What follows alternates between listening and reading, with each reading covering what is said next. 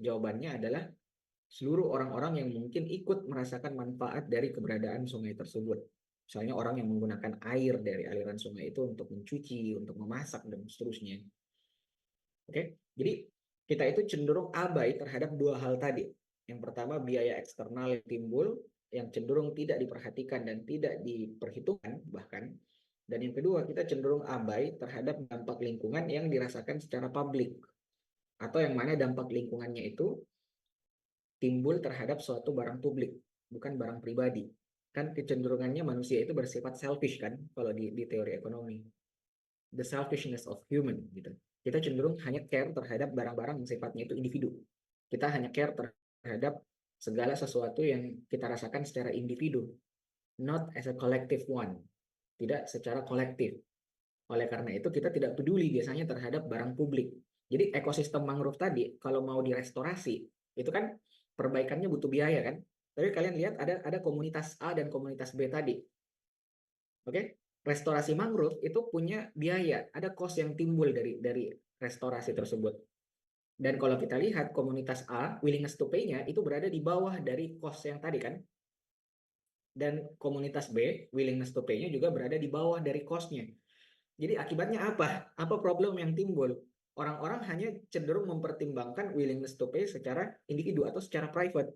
Karena yang mereka pertimbangkan adalah benefit secara private. Tapi apakah manfaat yang diberikan oleh ekosistem mangrove itu hanya dirasakan secara private? Jawabannya tidak. Manfaatnya dirasakan secara kolektif. Jadi kalau kita pertandingkan cost dengan marginal private benefitnya, jadinya nggak dapat kan? Akibatnya apa? Kalau kita serahkan secara individual, akibatnya semua komunitas tidak ada yang mau melakukan restorasi mangrove karena yang mereka pertimbangkan hanya manfaat secara private, marginal private benefit komunitas A dan B itu sama-sama lebih rendah dari cost-nya, kan? Kalau benefit lebih rendah daripada cost-nya, akibatnya apa? Tidak akan ada yang membeli kan? Tidak akan ada yang mau membayar untuk itu. Akibatnya apa? Restorasi mangrove tidak diadakan sama sekali. Padahal keberadaan restorasi mangrove itu sebenarnya memberikan manfaat tidak hanya secara individual, tapi juga diberikan secara kolektif. Oleh karena itu kita harus menghitung berapa total private benefit atau marginal social benefitnya. Kita harus menghitung berapa marginal social benefitnya, dan social benefit itu dihitung dengan menambahkan private benefit yang satu dengan private benefit yang berikutnya. Jadi itu yang disebut dengan masalah free rider problem.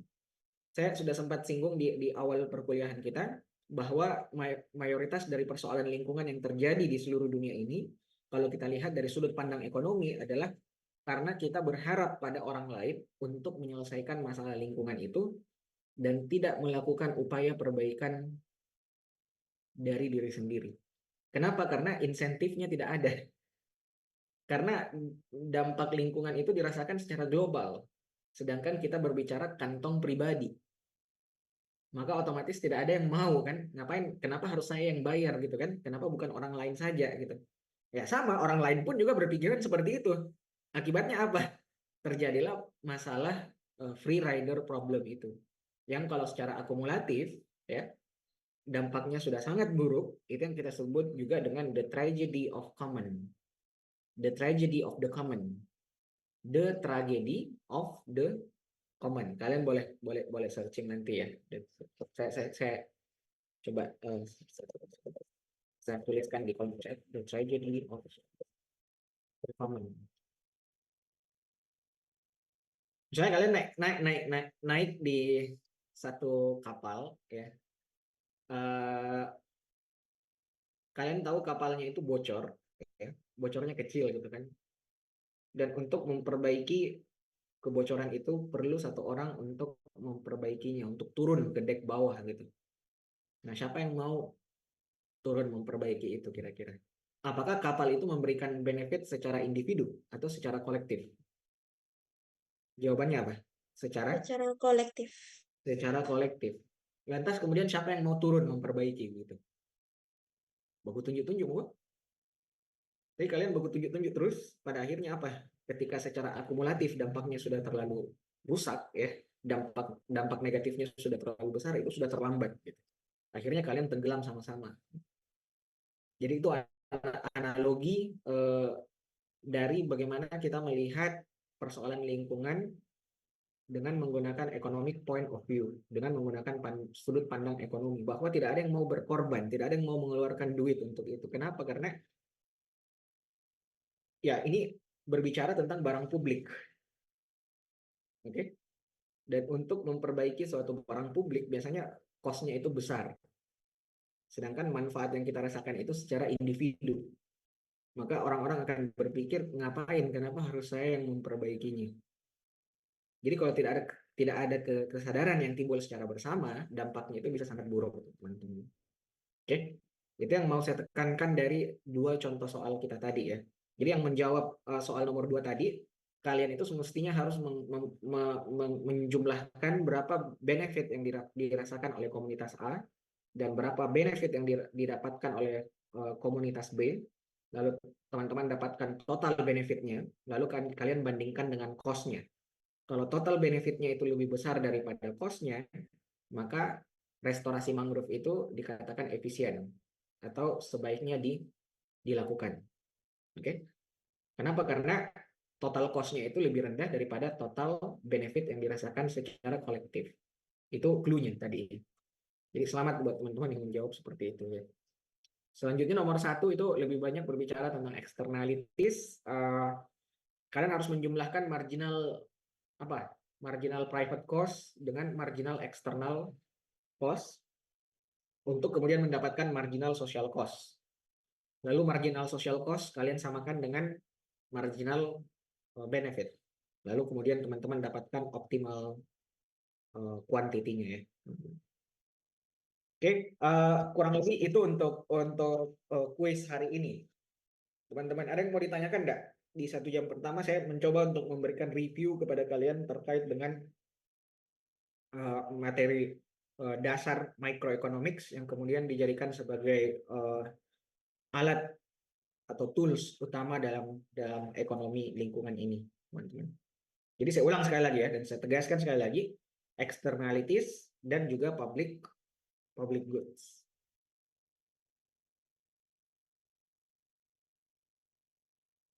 Oke, ada yang mau ditanyakan atau ada yang mau didiskusikan? Mungkin silakan. Jawabannya nanti akan saya buat dalam bentuk PowerPoint ya. Jadi kalian bisa tahu, oh, saya kemarin jawabannya benar atau salah, tuh ya. Tapi yang saya tekankan sekali lagi ya, setidaknya kalian memberikan upaya untuk bisa menjawab pertanyaan itu dengan baik ya. Saya paham juga mungkin sebagian dari kalian ada yang menggunakan ChatGPT ya, itu kentara sekali ya. Kalian terlalu naif kalau berpikir kami sebagai dosen itu tidak bisa membedakan mana output dari ChatGPT mana bukan ya. Jadi ya kalian, saya sarankan bijak untuk menggunakan ChatGPT itu ya, teman-teman ya. Saya tidak melarang kalau tujuannya untuk belajar.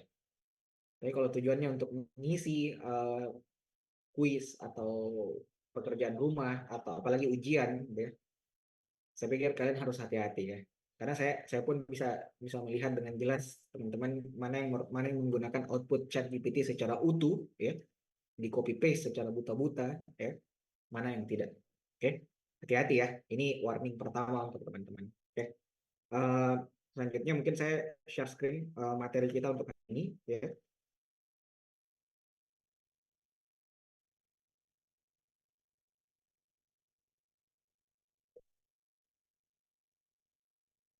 Oke,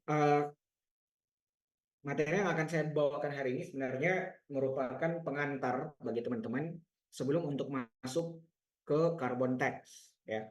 Jadi salah satu instrumen kebijakan yang cukup populer ya, atau salah satu instrumen ekonomi yang cukup populer untuk menangani krisis climate change ya, itu adalah carbon tax. Dan carbon tax, kalau kita berbicara carbon tax, itu diinspirasi oleh apa yang dikemukakan oleh Cecil Arthur Pigot, seorang pemenang Nobel dalam bidang ekonomi, yang mengatakan bahwa apabila ada negatif eksternalitas, ya, apabila fenomena negatif eksternalitas itu terjadi, maka cara yang dapat digunakan untuk mengkoreksi kegagalan pasar itu adalah dengan menggunakan Pigovian tax. Nah, Pigovian tax itu menyatakan bahwa pemerintah harus melakukan intervensi dengan memberikan pajak terhadap barang yang menyebabkan negatif eksternalitas itu sebesar marginal cost-nya. Oke. Jadi si tax itu menyatakan bahwa uh, tingkat pajak yang optimal untuk memperbaiki negatif eksternalitas itu adalah P sama dengan apa? Sama dengan marginal external cost, ya. Oke. Dan marginal external cost ini, ya, itu adalah external cost yang timbul akibat dari emisi. Oke. Nah, pertanyaannya bagaimana kita melakukan valuasi terhadap emisi tersebut, ya. Teknik ekonomi apa saja yang digunakan untuk kemudian melakukan valuasi terhadap emisi karbon. Oke. Oleh karena itu, sebelum masuk ke pajak karbon, saya terlebih dahulu akan memperkenalkan ke teman-teman seperti apa teknik metode yang digunakan oleh ekonom untuk melakukan valuasi terhadap emisi karbon tersebut. Oke. Valuing emission. Oke. Jadi konten dari slide ini, ya teman-teman, yang kita bisa lihat secara bersama.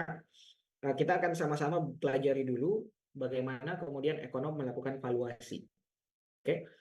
Nah, pertanyaannya, kenapa kita harus melakukan valuasi? Pajak tiga bahwa untuk mengoreksi kegagalan pasar, pemerintah perlu melakukan intervensi dengan men-set tax atau pajak di tingkat optimal yang sama dengan marginal external cost-nya. Oke. T star sama dengan marginal external cost. Nah, pertanyaannya bagaimana kemudian kita mendapatkan angkanya gitu. Angka external cost-nya itu bagaimana caranya? Bagaimana cara kita melakukan valuasi terhadap external cost-nya itu? Oke, saya kasih satu gambaran secara lebih awal, ya, bahwa kalau di ekonomi, valuasi terhadap barang dan jasa yang sifatnya itu tidak termonetisasi secara langsung dengan melakukan apa yang disebut dengan shadow pricing, ya. Ini yang kita sebut dengan teknik shadow pricing. Nah, apa-apa saja barang dan jasa yang kemudian tidak punya price tag, tidak punya monetisasi harga secara langsung gitu. Kalau saya bilang kayak gini, harga baju, ya, kalau kita mau beli baju itu ada harganya langsung kan. Kalau kalian pergi ke Matahari, kalian beli baju, kalian beli celana jeans, kalian beli hijab, itu ada harganya langsung. Oke? Kalian pergi ke toko sepatu, kalian beli sepatu di situ, di sepatu itu sudah ada harganya secara langsung. Itu yang disebut dengan price tag.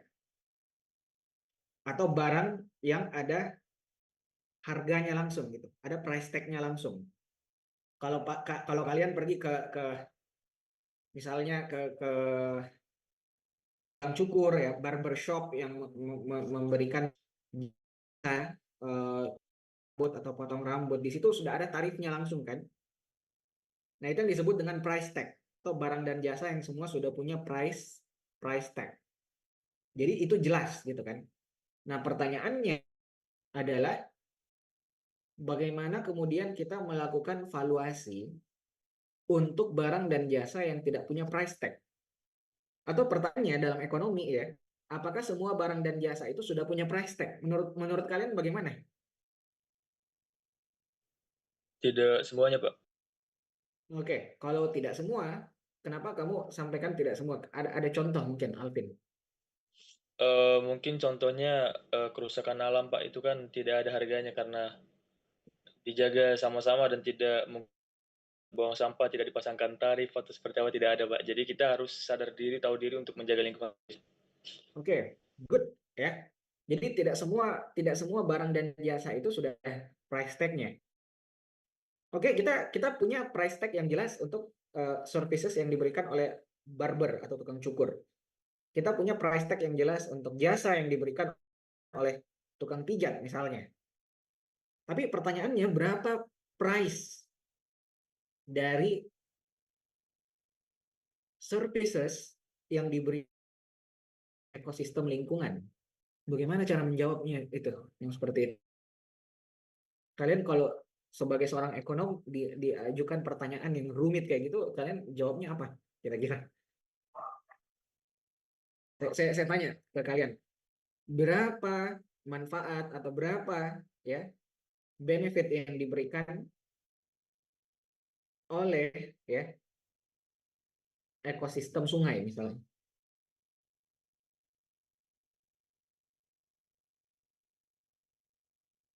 Atau ekosistem sungai itu sama sekali tidak memberikan manfaat? Kira-kira bagaimana menurut kamu? Dia memberikan manfaat apa enggak? Banyak manfaatnya, Pak. Banyak manfaat. Lalu bagaimana kemudian kita memonetisasi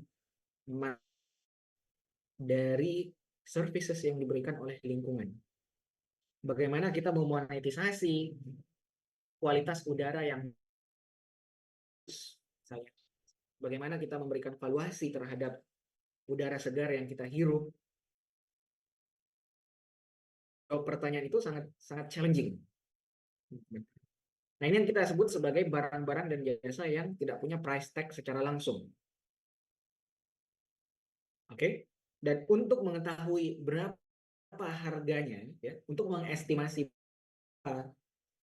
nilai dari barang-barang dan jasa yang tidak punya price secara langsung, biasanya kita menggunakan teknik ya ekonomi yang disebut dengan shadow pricing. Jadi kalian kalau sebagai ekonom, kalian kemudian mengatakan bahwa oh misalnya hutan ya, hutan ini ditebang saja, kita buka kebun misalnya kan, kita buka jadi lahan lahan lahan perkebunan untuk input industri misalnya, tidak apa-apa gitu kan, karena hutan ini apa, tidak ada nilainya. Nah itu kalau kalian bicara seperti itu bukan ekonom namanya. Karena dalam ekonomi kita mempelajari bahwa tidak semua barang dan jasa, tidak semua services ya itu sudah punya price tag secara langsung. Banyak juga services ya atau barang yang keberadaannya itu tidak memiliki price tag yang sudah ada. Ya, tidak seperti misalnya kalau kita mau beli sepatu atau pergi ke tukang cukur itu sudah ada price tag-nya. Tidak tahu berapa uang yang harus kita keluarkan untuk menikmati atau untuk merasa konsumsi barang dan services tersebut. Tapi dalam ekonomi tidak semua goods and services itu sudah punya price tag ya. Jadi oleh karena itu kita biasanya menggunakan beberapa teknik tertentu yang secara overall ya, kalau dalam ekonomi itu kita sebut dengan teknik shadow pricing. Walaupun shadow pricing ini kalau dijelaskan lebih lanjut, ini ada banyak lagi bentuk-bentuk yang lainnya ya. Shadow pricing itu ada banyak approach atau ada banyak pendekatannya ya. Ada yang disebut dengan uh, cost avoidance ya.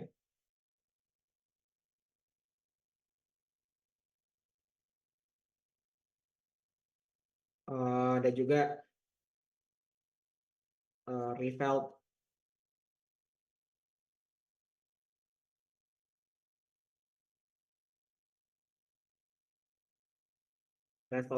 refilled preference atau preferensi yang terungkapkan ya, dan ada lain-lain lagi ya teman-teman. Ini mungkin saya akan coba jelaskan di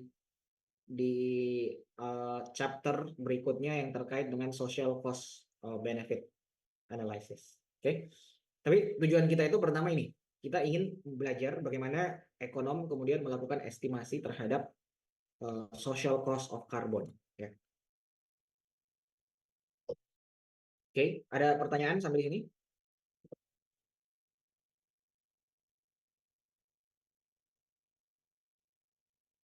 Saya Pak mau bertanya. Silakan. Oke, terima kasih. Jadi yang mau saya tanyakan gitu Pak, itu ya ini apa tadi shadow price gitu. Karena kan so misalnya contoh nih, ada seorang pengusaha dia mau bangun, coba yang dulu kalau dia mau bangun usaha atau rumah ceritanya atau residence itu kan dia harus menebang pohon ceritanya Pak. Nah kalau yang mau saya tanyakan itu untuk persentase shadow price itu apakah sudah ditentukan oleh pihak pemerintah atau bagaimana Pak? Karena kan shadow price itu kan bayangan ceritanya, jadi tidak hitam putihnya lah.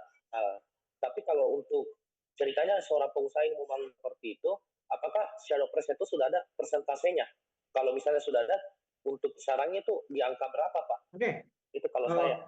Terima kasih Afif Mutahar ya. Pertanyaannya Ya, Pak. sangat bagus sebenarnya dan sulit juga untuk dijawab ini ya. Oke, jadi untuk menjawab bagaimana shadow pricing kemudian diimplementasikan untuk pentu. Nah ini yang tadi saya bilang sebenarnya kita mungkin saya tidak bisa menjelaskan materi ini juga berpapasan di chapter yang hari ini yang saya mau bahas ya. Karena biasanya itu dia berdiri sendiri menjadi satu chapter berikut yang kita sebut dengan Social Cost Benefit Analysis atau SCBA. SCBA sendiri itu ada metode evaluasi yang dilakukan oleh ekonom untuk menilai apakah suatu proyek itu feasible, untuk menilai apakah suatu proyek itu layak untuk dieksekusi, layak untuk dijalankan apa tidak.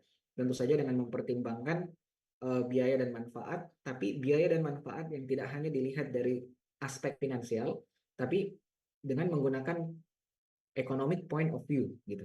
Jadi untuk shadow pricing ya, mendapatkan shadow pricing biasanya kita menggunakan uh, willingness to pay gitu. Kalian tahu willingness to pay nggak? Willingness to pay itu adalah apa? Willingness to pay itu kalau kita pelajari mikro, willingness to pay itu adalah asal muasal dari kurva demand. Berapa kesediaan membayar konsumen untuk mendapatkan setiap tambahan satu unit barang kan. Nah, willingness to pay itu tidak sama dengan price. Jangan salah. Willingness to pay tidak sama dengan price. Ketika price-nya lebih rendah daripada willingness to pay, maka seorang konsumen mendapatkan surplus. Saya mungkin kasih satu contoh ya. Jadi memang kita berada di fase belajar ekonomi yang menjadi sedikit lebih abstrak gitu ya. Kenapa waktu konser Coldplay kemarin di Indonesia, kenapa kalian perhatikan harga tiketnya itu bervariasi? Kira-kira kenapa? Karena beda, misalnya kalau dia mahal Pak di tempat IP atau di depan, yang agak murah mungkin di belakang. Mungkin begitu Pak. Oke. Sebenarnya lebih dari sekedar posisi, Afif, kalau kita sebagai seorang ekonom ya. Jadi kalau ekonom itu melihatnya bahwa willingness to pay atau keinginan membayar dari segmen pasar itu berbeda-beda. Ada orang yang ikut pergi nonton konser Coldplay hanya karena sebatas FOMO. Willingness to pay-nya tidak sama dengan orang-orang yang betul-betul suka musik Coldplay sejak masih kecil misalnya, atau untuk pencinta musik-musik Coldplay yang memang secara natural mereka suka dengan aliran musik Coldplay itu. Jadi willingness to pay-nya berbeda. Orang yang ikut karena cuman FOMO misalnya ya, sebenarnya cukup mereka datang saja lalu dijadikan instastory misalnya, selesai kan. Seperti itu, bahwa walaupun bayarannya itu sedikit lebih tinggi, mereka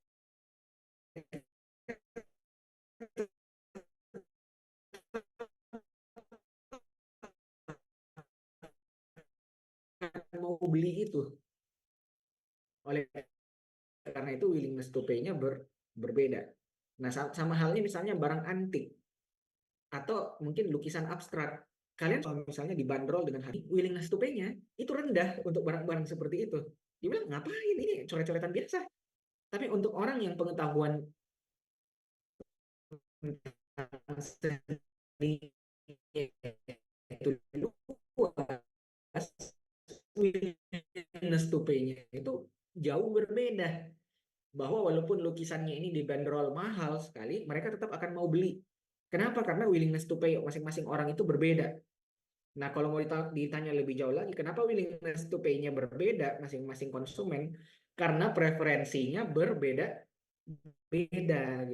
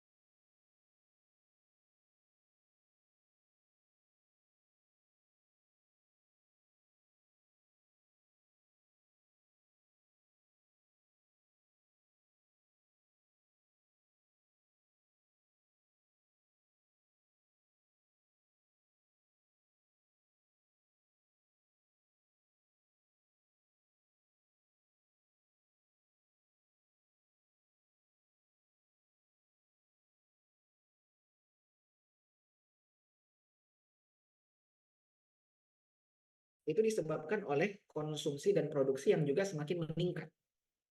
Nah, pertanyaannya, Kenapa konsumsi dan produksi meningkat? Kira-kira karena apa? Jadi GHG emission atau emisi CO2 atau emisi karbon itu terjadi, peningkatannya terjadi disebabkan oleh aktivitas ekonomi yang semakin meningkat. Ketika kita berbicara aktivitas ekonomi, maka aktivitas ekonomi itu merujuk pada konsumsi dan juga produksi kan? Ini dua hal ini kan yang saling terkait satu sama lain. Nah, pertanyaannya, kenapa aktivitas konsumsi dan produksi bisa meningkat dari waktu ke waktu?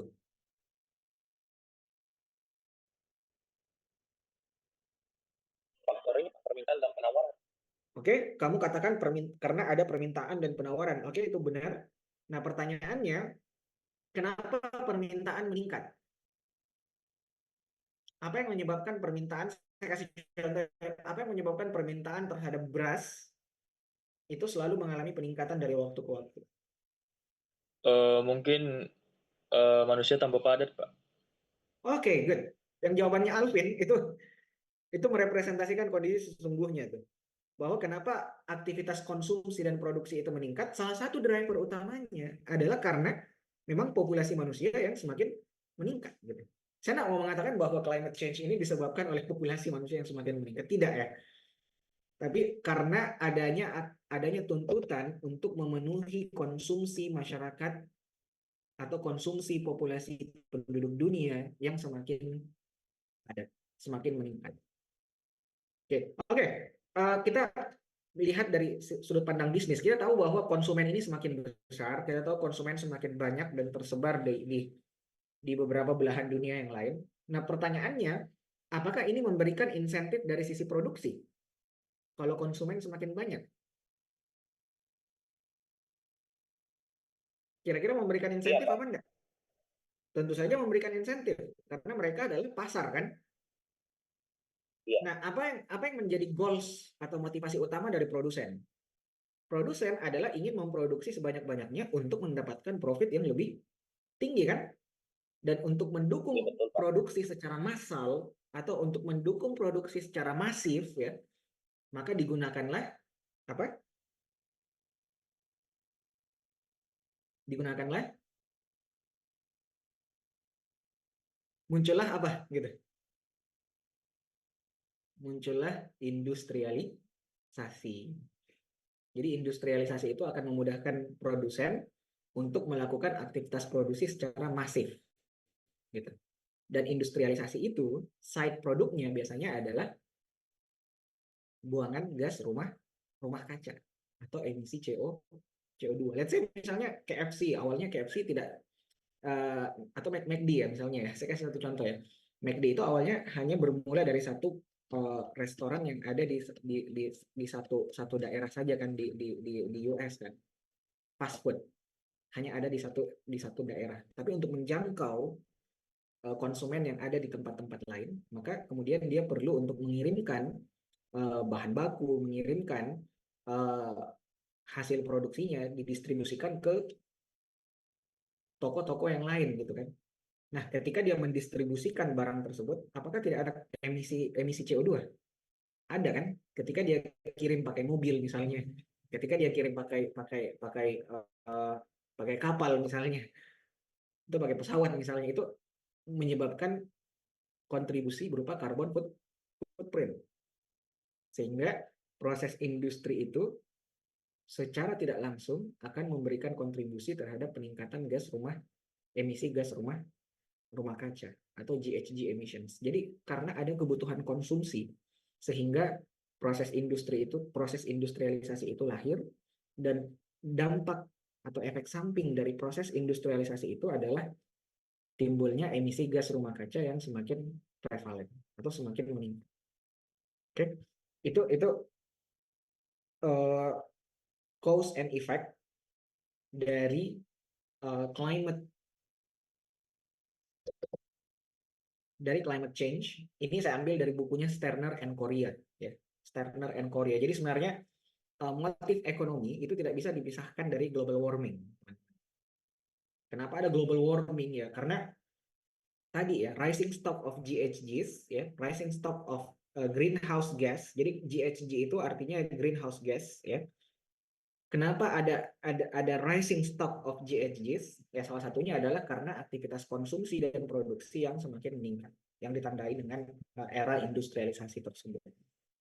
Oke, jadi dampak akumulatif dari rising stock of GHGs ya ini adalah climate change. Yang pada akhirnya climate change itu akan berdampak pada humans, species, dan juga tumbuhan ya teman-teman ya. Apa dampak secara konkret? Tidak usah berbicara terlalu jauh ya. Apa dampak konkret yang kita lihat dari adanya climate change ini teman-teman? Kita bicara skala Makassar modulnya. Kira-kira apa?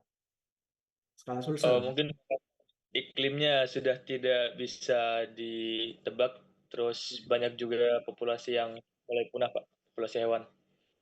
Salah satunya adalah dampak pada petani. Petani itu mengalami disrupsi dalam hal atau dalam pola tanam dan juga panen. Dulu kita bisa memastikan bahwa musim hujan itu adalah bulan November sampai April, November sampai Maret. Sedangkan musim kemarau itu adalah April sampai September. Okay? Tapi sekarang itu tidak bisa. Jadi ini berdampak pada pola tanam dan juga pola panen pada lapangan usaha pertanian.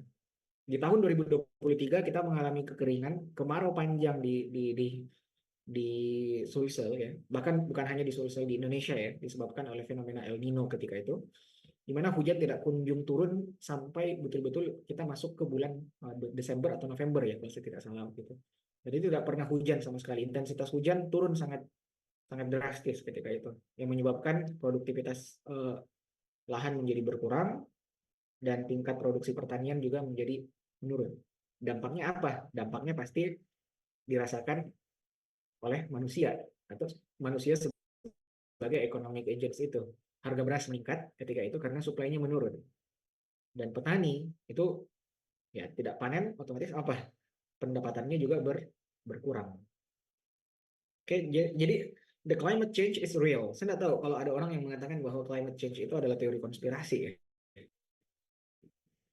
Tapi itu yang bisa kita rasakan secara real gitu. Silakan kalau ada yang mau didiskusikan. Ada yang mau ditanyakan nggak? Permisi, Pak. Mungkin bahas Ya, tentang tadi kan populasi manusia ini kan selalu bertambah seiring berjalannya waktu. Yang saya maksud di sini adalah mungkin lahan yang ada di dunia ini atau di bumi ini, entah itu hutan atau apapun itu, tidak menutup kemungkinan pasti ada kemungkinan akan hilang karena dijadikan pemukiman oleh orang lain atau apapun itu. Dan pastinya banyak atau apa sebagian besar banyak itu akan mengalami bencana-bencana alam. Salah satunya mungkin tadi yang bencana alam kecil itu perubahan iklim yang sudah tidak bisa ditentukan, entah itu secara ekonomi maupun apapun itu, Pak. Jadi mungkin kira-kira manusia ini sudah siap untuk menghadapi permasalahan tersebut atau tidak, Pak? Maksud saya. Untuk menjawab pertanyaan kamu itu, saya sebentar akan coba untuk memperlihatkan slides ya. Sebenarnya upaya yang dilakukan secara kolektif oleh pemimpin-pemimpin dunia saat ini ya, itu sudah ada. Itu yang kita sebut dengan Paris Agreement yang diinisiasikan di tahun 2015. Jadi kalau kita berbicara tentang climate atau atmosfer bumi, saya tanya, atmosfer bumi ini barang publik atau barang individu? Atau barang private? Barang publik, Pak. Barang publik. Barang publik. Oke. Untuk melakukan konservasi terhadap climate itu memerlukan cost yang tidak sedikit. Diperlukan inovasi, diperlukan upaya konservasi dalam skala yang besar dan seterusnya ya. Nah, pertanyaannya apakah manfaat yang dirasakan dari perbaikan iklim itu apakah manfaat yang dirasakan secara individu atau secara grup atau kelompok atau kolektif? Secara grup, Pak. Jawabannya gimana? Secara grup. Tapi manusia itu cenderung bersikap secara individual kan. Jadi mereka hanya mempertimbangkan individual benefitnya. Mereka hanya cenderung mempertimbangkan manfaat yang dapat dirasakan secara individu dan tidak mempertimbangkannya secara kolektif. oleh karena itu yang menyebabkan adanya kecenderungan orang-orang untuk bersikap abai, seperti yang saya sampaikan di awal, abai, acuh gitu. Karena yang dipertimbangkan hanya benefit sendiri kan, dan orang-orang biasanya cenderung tidak mau untuk mengeluarkan cost, yang mana cost ini dikeluarkan untuk melakukan investasi terhadap barang publik, karena orang-orang akan saling berharap satu sama lain. Oke, kita sama-sama paham climate change is real, climate change adalah suatu ancaman nyata. Lantas kalau ditanya, oleh karena itu ayo kita berubah, ayo kita menggunakan kendaraan umum misalnya, orang-orang belum tentu mau, ya kan? Karena yang dipertimbangkan itu adalah manfaat secara individu. Why should we make changes if everyone can change by themselves?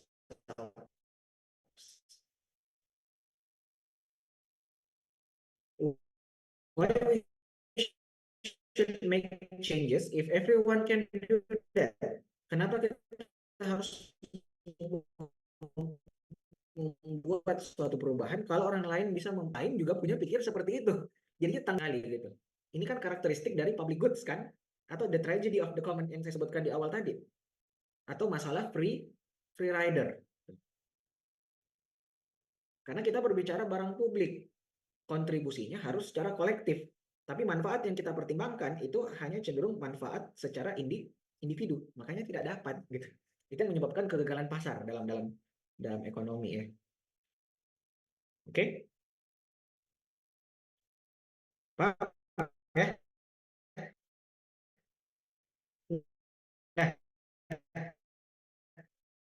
Nah, sebenarnya apa yang disampaikan Alvin ini sudah banyak dibahas juga oleh ekonom dalam beberapa kajian ya teman-teman ya. Terlebih lagi kalau CO2 ini menurut IPCC itu adalah mixing pollutants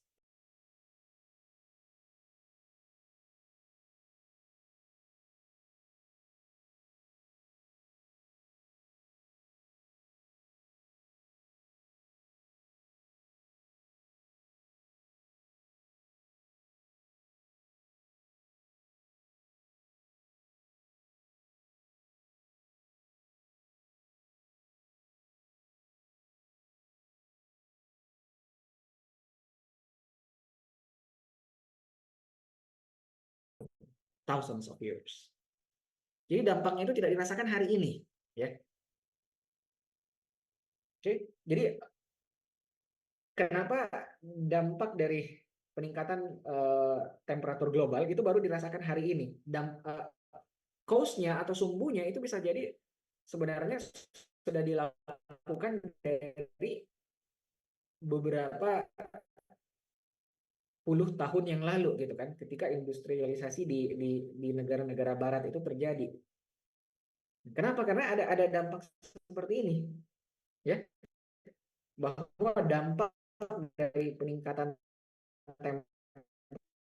temperatur secara global itu baru dapat dirasakan ketika yang dilakukan secara masif. Studi yang dilakukan oleh IPCC diprediksi bahwa dengan menggunakan skenario business as usual, tidak ada intervensi sama sekali, maka diperkirakan di tahun 2100 ya akan ada peningkatan sea level rise dalam interval 0,5 sampai 1 meter.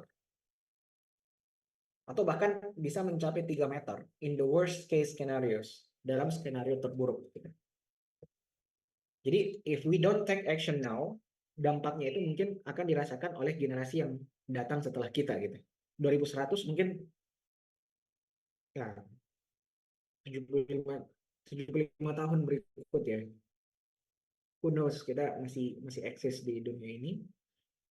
Tapi dampak yang ditimbulkan oleh climate change itu, sekali lagi seperti yang saya sampaikan di awal, itu tidak langsung dirasakan secara instan. Bisa jadi dampak masif yang ditimbulkan oleh proses industrialisasi, ya, itu baru dirasakan oleh generasi yang akan datang. Karena sifat atau karakteristik dari polutan tadi, bahwa dia eksis dalam beberapa dekade, dalam beberapa ratus tahun, atau dalam hitungan ribuan tahun. Gitu. Jadi ketika dia sudah terakumulasi secara masif, dampaknya itu tidak dirasakan oleh orang-orang yang berbuat hari ini, tapi dirasakan oleh orang-orang yang akan datang berikutnya. Oke.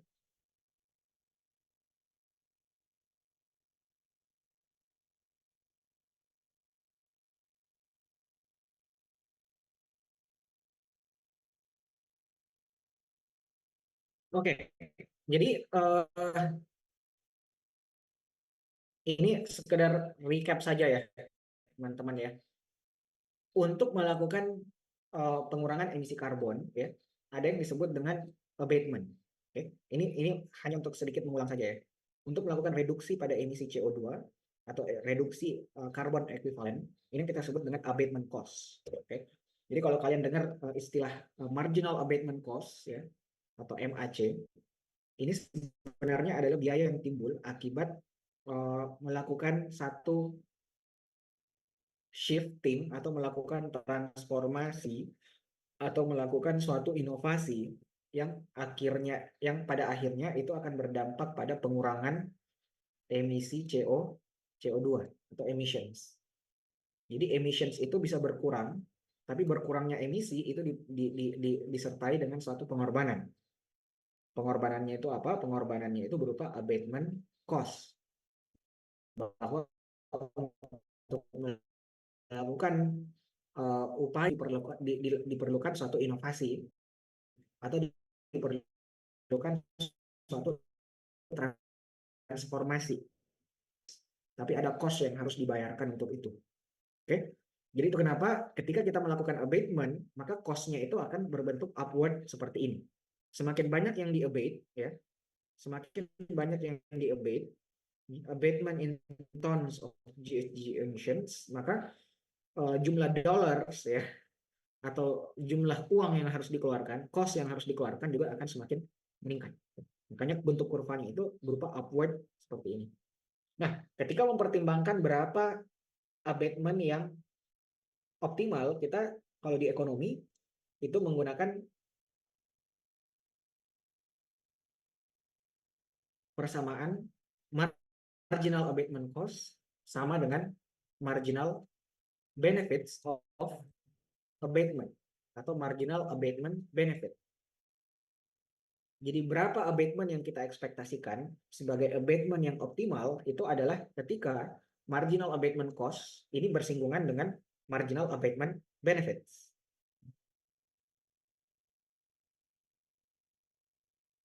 Nah, di sini ada dua marginal abatement benefit, teman-teman. Ya, kalian bisa lihat marginal abatement benefitnya itu shifting ke arah kanan seperti ini kan. Nah, marginal abatement benefit secara terminologi ini artinya adalah manfaat yang dirasakan akibat setiap penambahan satu unit abatement. Jadi semakin banyak abatement, ya, semakin banyak abatement, maka konsumen akan semakin memperoleh benefit. Tapi marginal benefit yang didapatkan itu semakin menurun. Sama halnya kalau kita berbicara kurva demand, ya, marginal benefit itu sifatnya downward sloping. Bukan artinya benefitnya semakin menurun, tapi tambahan benefit yang didapatkan itu semakin terdiminish, ya, mengalami diminishing returns of scale. Oleh karena itu bentuknya downward sloping seperti ini. Bukan berarti benefitnya yang berkurang ya, teman-teman ya. Sekali lagi, yang berkurang itu adalah marginalnya, efek tambahannya.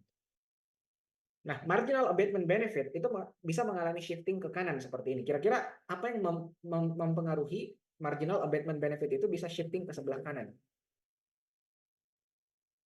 Kira-kira apa, teman-teman?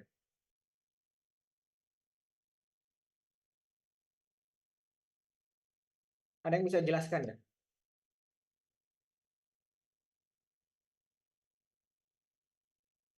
Halo?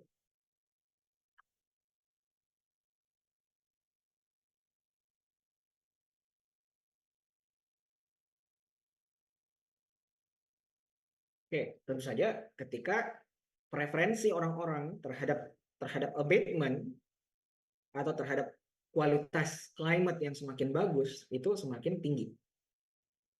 Kalau awareness-nya rendah, maka pasti marginal abatement benefit-nya juga rendah. Tapi semakin awareness-nya itu ditingkatkan, orang-orang semakin sadar akan dampak dari climate change, orang-orang semakin sadar dari manfaat yang dihasilkan dari suatu inovasi di bidang teknologi hijau, maka pasti demand-nya itu akan semakin tinggi, gitu kan? Jadi di sini kurva dari marginal abatement benefit itu agak mirip dengan kurva demand. Iya kan? Di sini ada demand terhadap apa? Demand terhadap abatement. Bahwa orang-orang semakin menginginkan kualitas udara yang semakin bagus misalnya. Oleh karena itu abatement benefitnya semakin bergeser ke sebelah kanan. Atau mungkin kalau orang-orang semakin memiliki apa? Ya bisa juga ya punya willingness to pay yang semakin tinggi terhadap abatement, ya orang-orang bersedia untuk membayar lebih banyak, oleh karena itu marginal abatement benefitnya bergeser ke sebelah kanan gitu. Jadi misalnya kalau kondisi kesejahteraan orang semakin tinggi, semakin membaik, maka orang-orang akan cenderung rela untuk berkorban lebih banyak untuk memperoleh abatement tersebut ya.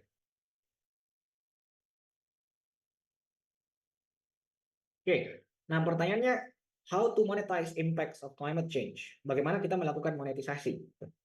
Nah, ini sebenarnya sudah masuk dalam bagian shadow pricing ya. Ini sebenarnya sudah masuk dalam kategori shadow pricing. Nah, bagaimana kita melakukan monetisasi terhadap climate change itu ya? Nah, jawabannya ada beberapa alternatif yang bisa dilakukan.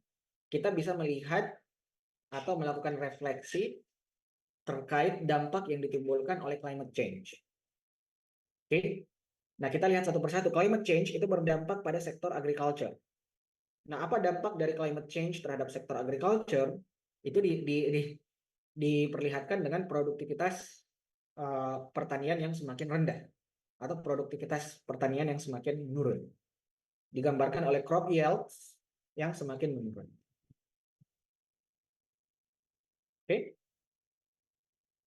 Dari sektor kelautan, apa dampak dari climate change terhadap sektor kelautan misalnya? Itu berdampak pada fenomena asidifikasi yang menyebabkan nelayan itu semakin sulit untuk mendapatkan tangkapan ikan. Ada yang disebut dengan fenomena acidification. Teman-teman coba searching acidification itu apa? Kalian searching sendiri ya.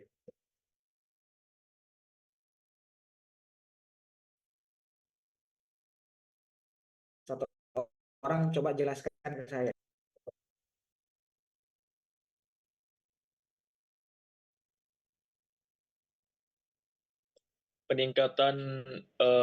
Proses peningkatan keasaman pada pH, Pak. Penurunan pH. Oke, dampaknya apa kalau kadar pH laut semakin tinggi? Biasanya apa nih?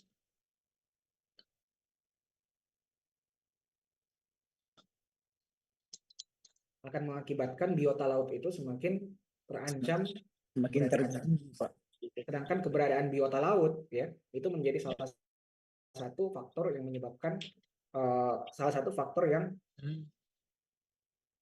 menjadi salah satu determinan dari pergerakan atau pola persebaran ikan ya teman-teman ya. Karena ikan-ikan itu kan juga bergantung pada biota-biota laut tersebut. Jadi kalau kadar keasaman air laut itu semakin meningkat, maka keberlanjutan dari ekosistem biota laut itu semakin terancam.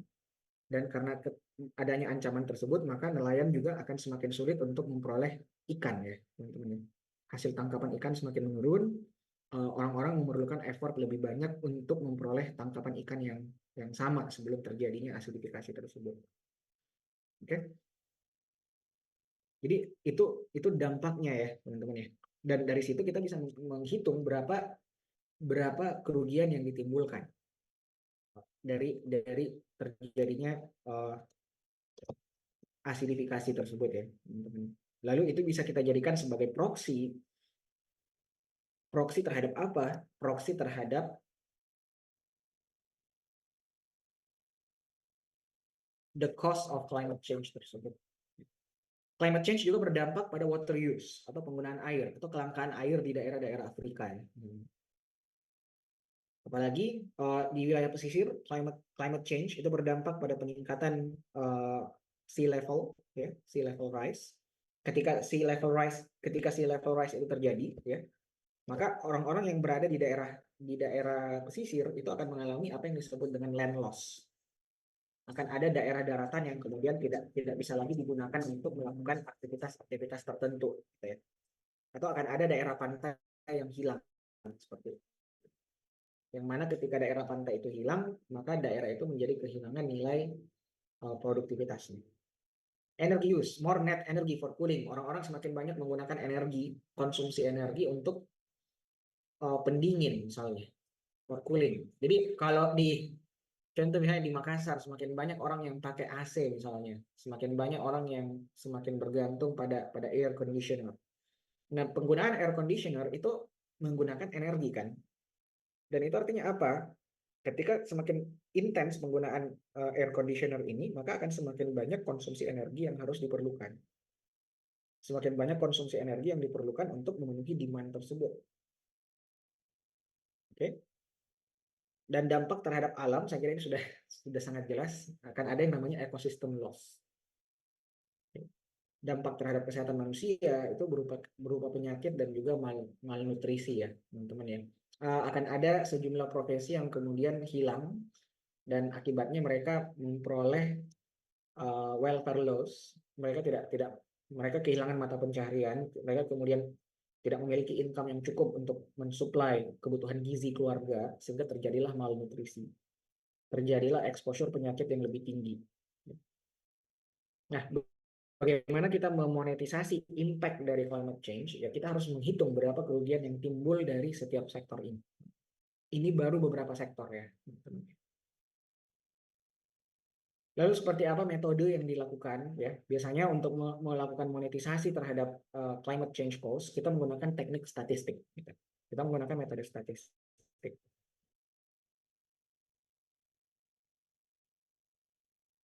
Oke. Oke. Nah, ini yang saya sampaikan tadi, teman-teman. Seperti apa metode ekonomi yang digunakan untuk melakukan estimasi terhadap climate change cost?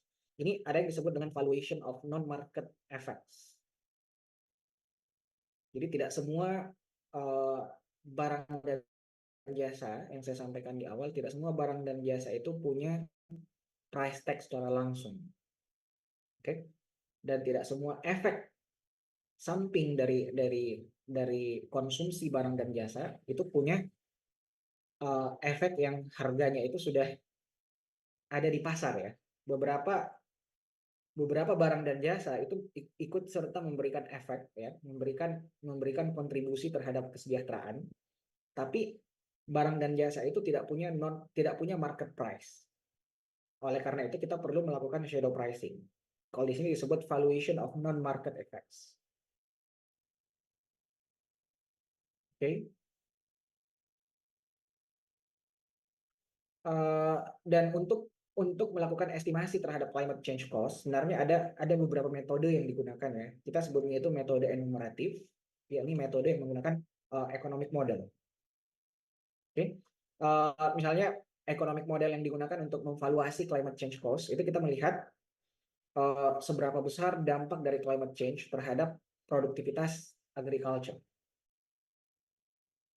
Kita mencoba untuk mengestimasi berapa climate change cost. Kita lihat berapa loss on agriculture productivity, ya, dan berapa dampak dari loss on agricultural productivity itu terhadap GDP.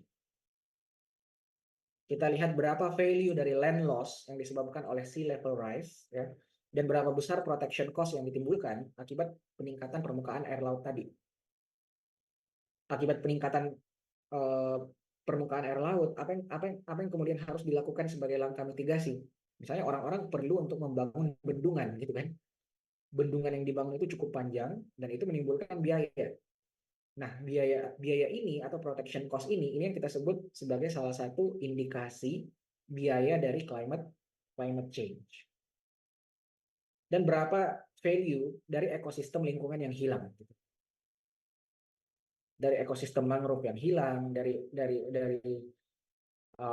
ekosistem air laut yang kemudian mengalami degradasi akibat asidifikasi tersebut, kehilangan biota laut yang menyebabkan peredaran ikan itu menjadi semakin ke tengah dan mengakibatkan orang-orang memerlukan effort lebih banyak untuk menangkap ikan. Itu adalah value, dan value itu adalah value yang hilang. Dan value yang hilang ini yang kemudian menjadi bagian dari climate change cost. Ya. Jadi dia diestimasi seperti itu.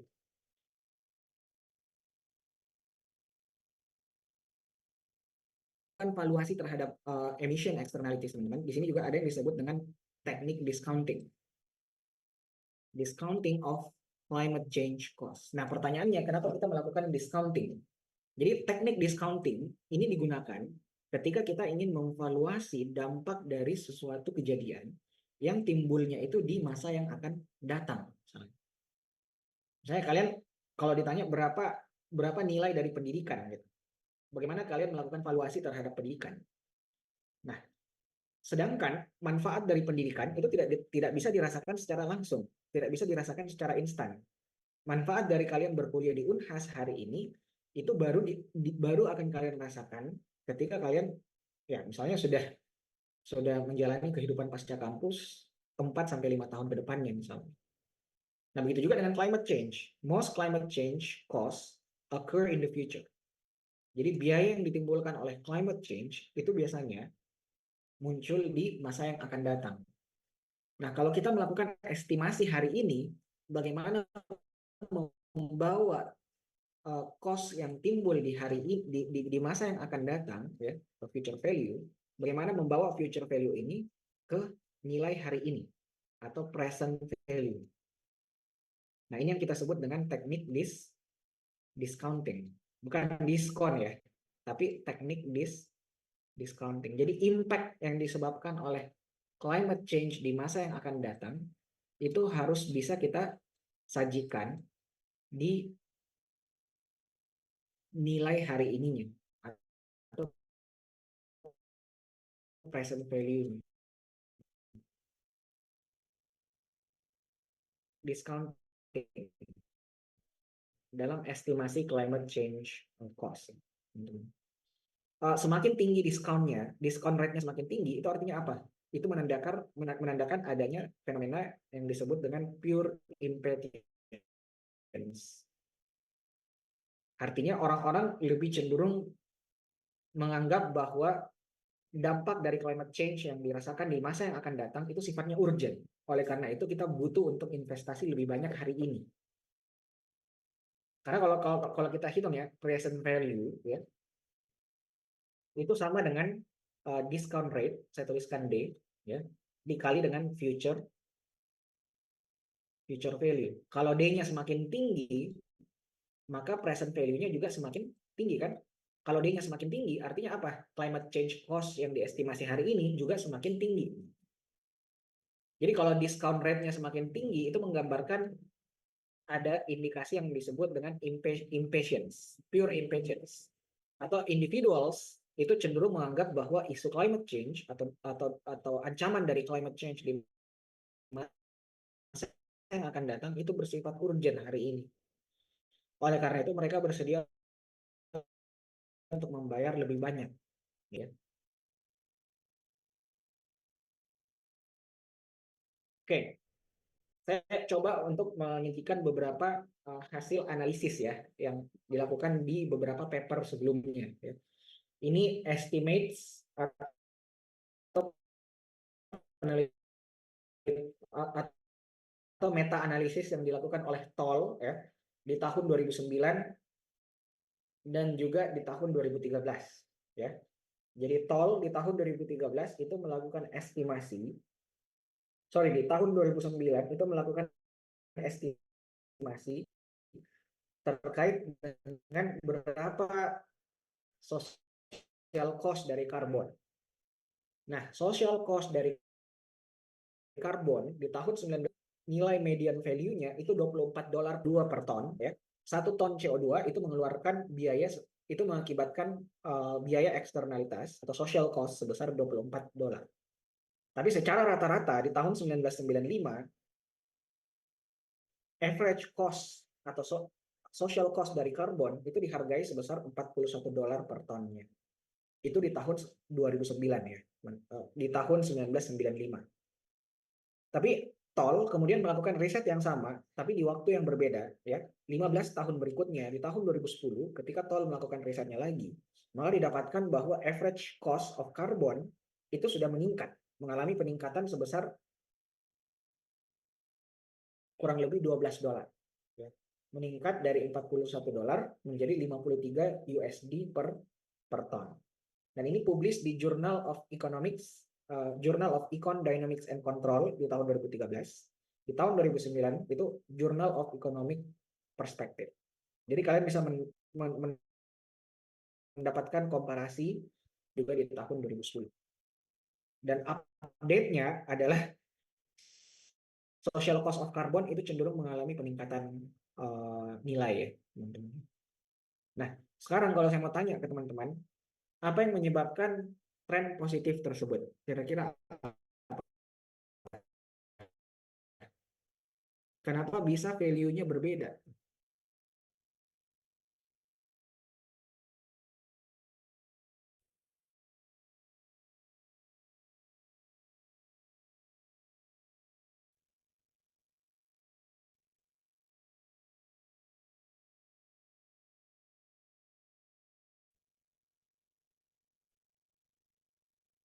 Saya tunjuk ya, Nur Aiki misalnya.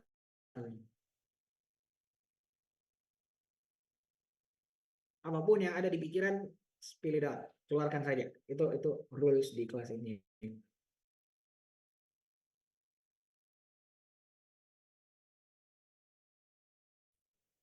Penelitian pertama itu dalam jangka waktu berapa ya tadi itu? 4 tahun. Kenapa trennya bisa berubah atau value-nya bisa berubah itu karena harga dan biaya ekonomi berubah seiring waktu juga. Terus risiko jangka panjangnya atau model yang digunakan mungkin berbeda, Pak. Oke, makasih ya. Makasih ya. Saya mungkin mencoba untuk memberikan satu interpretasi dari teman ini ya. Jadi kenapa 15 tahun berikutnya, kenapa ada peningkatan estimasi social cost of carbon? Sekali lagi, climate change itu dampaknya dirasakan secara akumulatif, ya. Karena tipikal dari polutan yang kita bahas di awal tadi, polutan itu sekali dia rilis ke atmosfer itu tidak langsung hilang, kan. Jadi ketika semakin banyak metrik ton karbon yang terakumulasi di atmosfer, maka dampak yang ditimbulkan secara akumulatif juga akan semakin buruk. Dan misalnya karbon rilis yang direalisasikan di tahun 1995 itu dampaknya tidak langsung dirasakan di tahun 1995. Misalnya emisi CO2 yang dilakukan oleh kendaraan-kendaraan yang dioperasikan di tahun 1995 itu tidak langsung dirasakan di tahun itu juga, tapi bisa jadi baru dirasakan di beberapa tahun yang akan datang. Sehingga akibatnya apa? Persepsi tentang biaya karbon itu menjadi tidak konstan. Orang yang hidup di tahun 2010 itu akan semakin merasakan dampak real dari emisi karbon yang mungkin saja itu dikontribusikan di tahun-tahun sebelumnya. Tapi karena secara akumulatif, maka dampaknya itu menjadi semakin, magnitudonya menjadi semakin besar. Oleh karena itu, persepsi biayanya juga menjadi berubah. Oke, bisa dipahami ya? Paham. Oh ya Pak, izin bertanya. Oke, silakan. Berarti misalkan Pak, kalau berat sebelumnya itu mungkin semakin merusak lapisan ozon ya Pak. Ya, karena isunya itu semakin, Jadi dampaknya ya karena misalkan dulu pagi misalkan masih sorry, agak-agak terputus tadi. ya Pak. Misalkan dulu, oh iya Pak. Dulu kan misalkan jam 10 pagi itu biasanya masih belum terlalu panas. Sekarang itu jam 9, jam 7 itu udah panas banget karena itu pasti juga penyebab dari yang sebelum-sebelumnya sehingga lapisan sekarang itu tidak sebaik yang Ya, itu tadi ya. Karena memang dampak dari emisi karbon itu seperti yang kita baca di slides awal itu tidak langsung dirasakan secara instan ya. Dan emisi karbon yang disebabkan oleh aktivitas industri ya, aktivitas industri dari sisi produksi itu tidak langsung dirasakan ketika ketika industri itu mengalami booming ketika itu ya. Maksudnya ketika industri itu dilakukan secara masif, proses industrialisasi dari sektor makanan itu dilakukan secara masif di awal tahun 1900 ya, 1900s ya. Dampak dari proses industrialisasi itu tidak langsung dirasakan di tahun 1900 itu juga.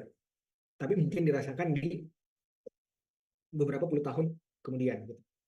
Karena karakteristik dari polutan itu yang dia sifatnya itu tertahan di lapisan atmosfer. Jadi ketika semakin banyak akumulasi, ketika semakin besar akumulasi carbon release yang ditahan oleh atmosfer ini, maka dampaknya itu akan semakin besar kan. Tapi parahnya orang yang hidup di tahun berikutnya itu yang merasakan gitu. Jadi itu yang menyebabkan persepsi biayanya menjadi berbeda.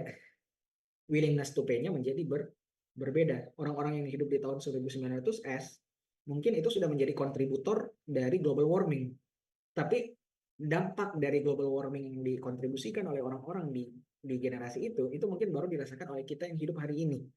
Dan begitu juga kita yang ikut memberikan kontribusi terhadap carbon release pada hari ini, ya, melalui aktivitas berkendara yang kita lakukan, itu mungkin dampaknya baru akan dirasakan oleh orang-orang atau generasi berikutnya, orang-orang yang datang di kemudian hari.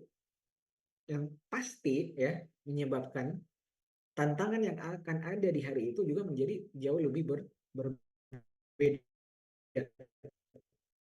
seperti prediksi yang dilakukan dengan skema going business as usual. Diperkirakan di tahun 2100 sea level rise itu akan mengalami peningkatan kurang lebih 1,5 senti ya. 1,5 meter ya, kurang lebih 1,5 meter. Karena adanya dampak yang dirasakan secara akumulatif. Dan ketika kita melakukan estimasi di tahun 2100, pasti social cost of carbon juga akan lebih berubah lagi. Karena kalau tidak ada intervensi sama sekali, orang-orang yang hidup ketika itu akan mengalami tantangan yang jauh lebih real, gitu. Tantangan yang jauh lebih mendesak untuk mitigasinya, untuk penanganannya. Oke?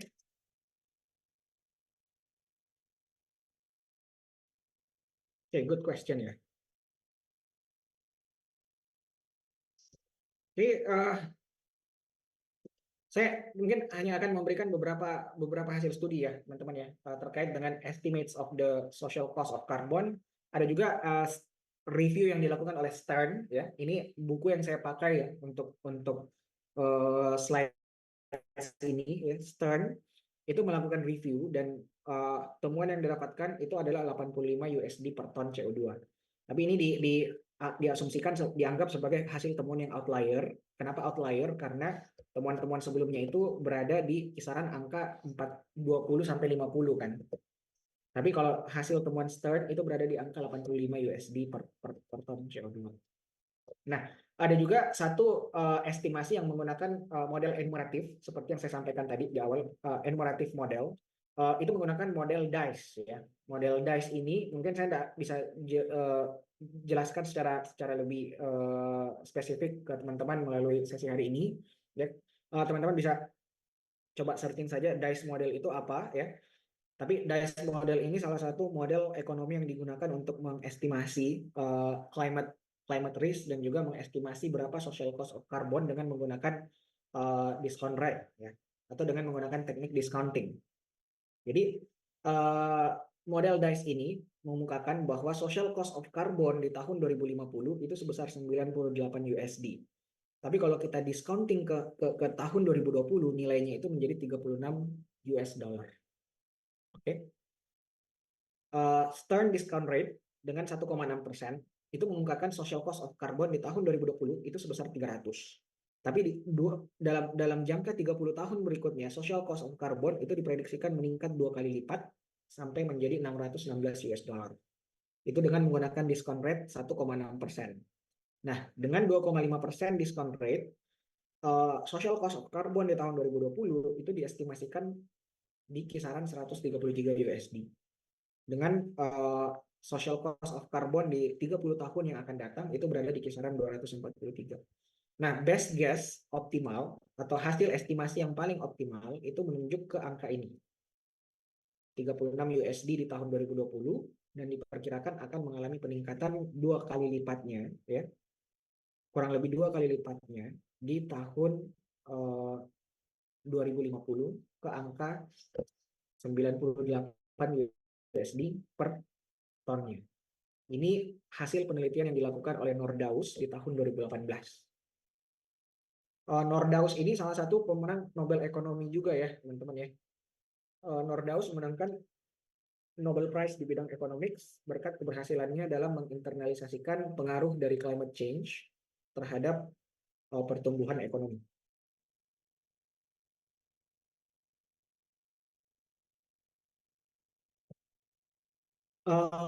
Oke. Dari sini ada yang kalian mau diskusikan nggak terkait dengan social cost of carbon?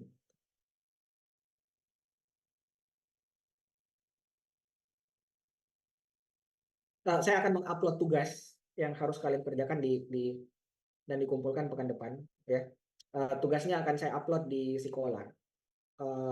Materi yang akan saya jadikan sebagai tugas itu masih terkait dengan public goods dan externalities, ya.